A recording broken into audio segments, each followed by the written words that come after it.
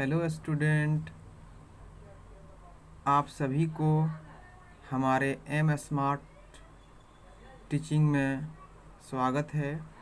आज मैं आप लोगों को नंबर्स के बारे में यानी कि संख्याओं के बारे में कुछ बेसिक जानकारी दूंगा, तो बने रहे हमारे वीडियो के साथ अंत तक।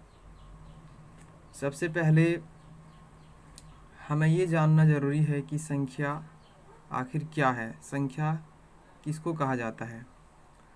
तो इसका डेफिनेशन मैं पहले से ही लिख के तैयार रखा हूँ कि संख्या किसे कहते हैं। संख्या वे गणितीय वस्तुएं हैं जिनका उपयोग गिनने, मापने और नामकरण करने के लिए किया जाता हो, उसे संख्या कहते हैं। जैसे 1 2 3 4 5 ... अनंत तक जाएगा। और अगला मेरा है प्राकृत संख्या, जिसे हम सभी इंग्लिश में नेचुरल नंबर्स के नाम से जानते हैं।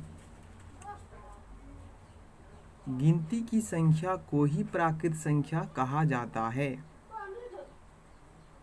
तो गिनती की संख्या में क्या आता है स्टूडेंट? जैसे 1 आता है, 2 भी आता है, 3 भी आता है, 4 भी आता है, 5, इस तरह के ... करके अनंत तक जाएगा। तो ये मेरा प्राकृत संख्या हो गया, यानी कि नेचुरल नंबर हो गया। इसी तरह से प्राकृत के बाद पूर्ण संख्या आ गया। तो पूर्ण संख्या किसको कहते हैं? पूर्ण संख्या किसे कहते हैं? पूर्ण संख्या क्या है? पूर्ण संख्या से क्या समझते हैं? सबका मीनिंग एक होता है। चलिए पूर्ण संख्या तक हम आते हैं, जिसको इंग्लिश में होल नंबर के नाम से जाना जाता है। तो पूर्ण संख्या मेरा कब बनेगा?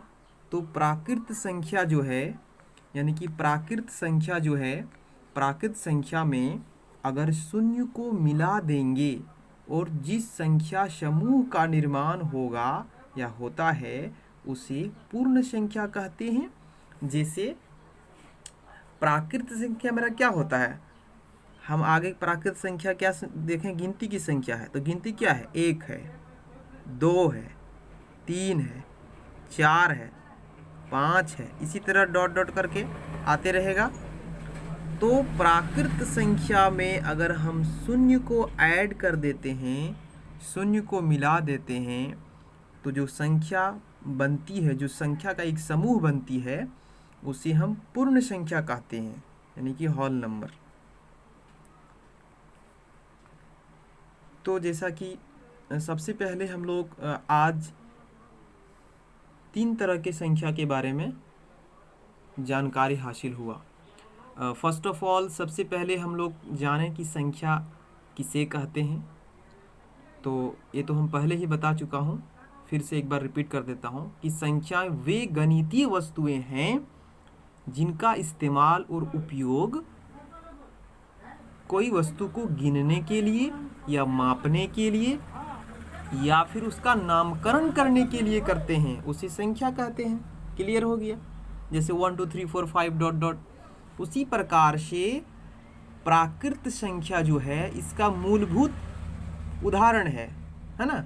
जैसे कि प्राकृत संख्या किसको बोलते हैं? तो गिनती की संख्या को प्राकृत संख्या कहा जाता है। तो जैसे 1 2 3 4 5 ... इसी तरह से पूर्ण संख्या।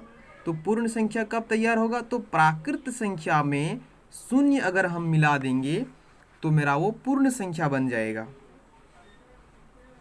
तो मैं आशा करता हूँ कि ये वीडियो आपके लिए कारगर साबित होगा। धन्यवाद।